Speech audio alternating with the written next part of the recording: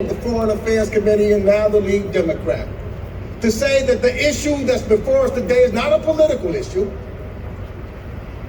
It's an issue about whether you're right or you're wrong. It's an issue of whether we're going to get hate out of this place or not. It's an issue that we're going to stand for my brothers and sisters in Israel. Because when you look at what Hamas has done and Hamas has always stood for, we talk about peace. But the truth of the matter is you can't have peace with someone who doesn't want peace. You can't have peace when someone says you don't have the right to exist. You've got to come back and push back.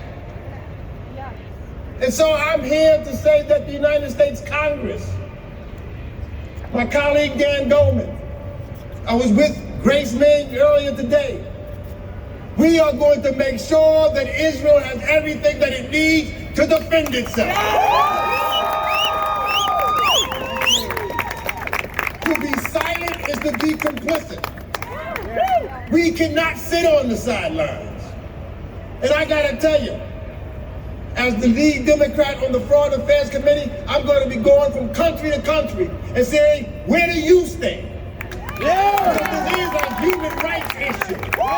And we all got to stand together and say this can never ever happen again.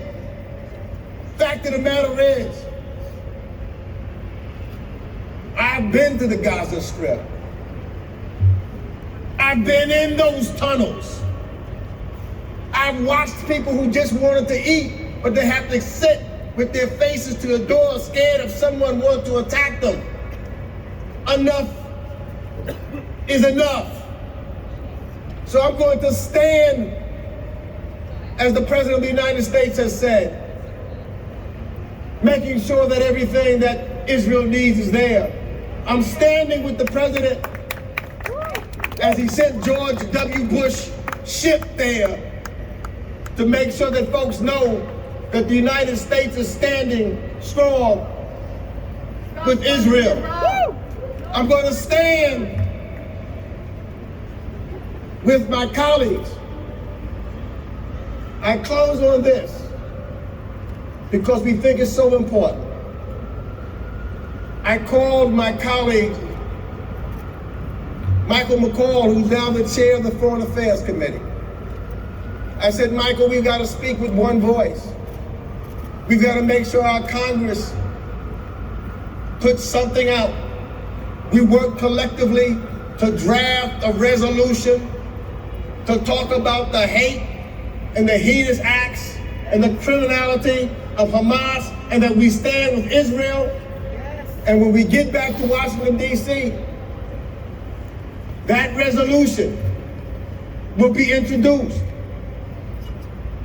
And it will be, when we have the opportunity to vote on the floor, the very first thing that the Congress does so that we can speak to the world and say that the United States Congress stands with the people of Israel and will do what we have to do to make sure it has everything that it needs to defend itself.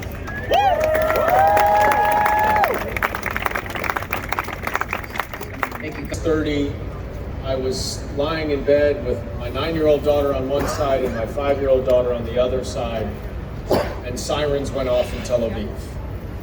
It is the well-known signal in Israel, but not well known to me or my family, that there are rockets on their way. We had 90 seconds to get to the stairwell in the hotel until the possibility of the rocket landing on our hotel would happen. Thankfully, and in part, large part because of the tremendous partnership between the United States and Israel, the Iron Dome intercepted nearly all of those 2,200 rockets on Saturday morning.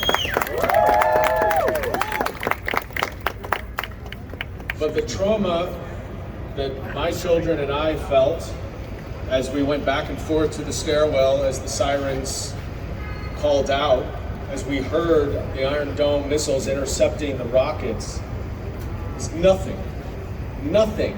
compared to the trauma that so many of our brothers and sisters and family members in southern Israel